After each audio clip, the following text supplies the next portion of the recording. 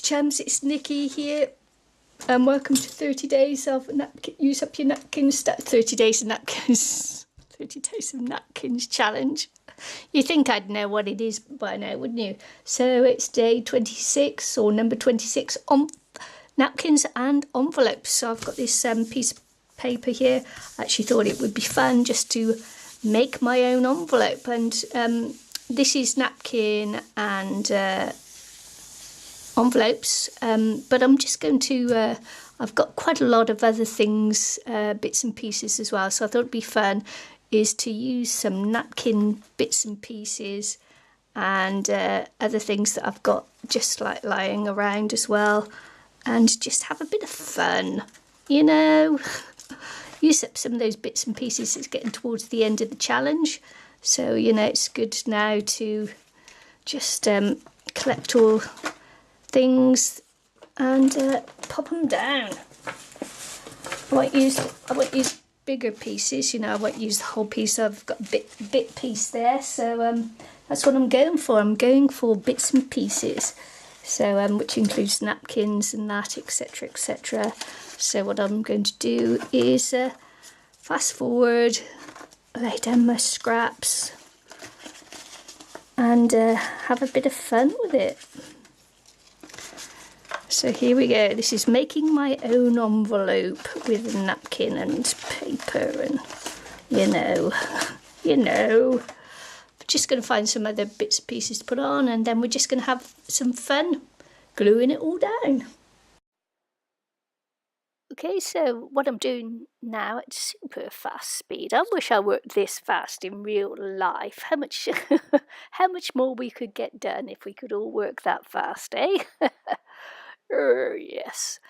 So anyway, what I did was I glued down all those bits and pieces with Pritt Stick, and then I put down the napkins with Mod Podge. So I actually put a layer of Mod Podge over the stuff I Pritt Sticked down. And before I added the napkins, then just put another layer over on the napkins. And what am I doing here? First I just added some paint with some round things, and then I used a stencil and some modelling paste, and now I'm just using a Martha Stewart punch there just to punch along the one edge, and before I fold up the envelope, and in a second you'll see me just folding in the sides on the envelope and creating the envelope.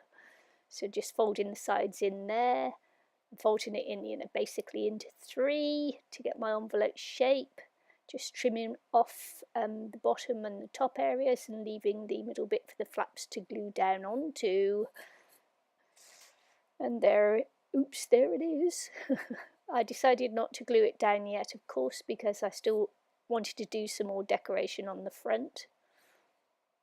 Or I may have lied on that. I may have already stuck it down. No, I did stick it down, and I just thought that the front needed a little bit more, so I put that little flower thing on there, and I go over it with my Posca pens. Then I might white out a little bit to make the address easier to put on, and basically that'll be it, won't it? Oh, I've slowed it down a little bit there just so you could see my wonderful skill with a Posca paint pen. Aren't you glad I did that for you? Yes, you are. You know you are. So that's what I did there, and yeah, I liked it. It turned out really nice, actually. And there, just putting in some green leaves to go over the edge of the urn. And just squirreling in some roses. There you are, doing like loose rose shapes, and then just putting in some squirreling in the highlights as well. There you go.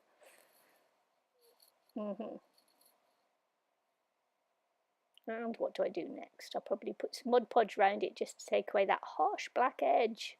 I must have done that. Gessoed it, look. Did I say Mod Podge? I actually meant gesso.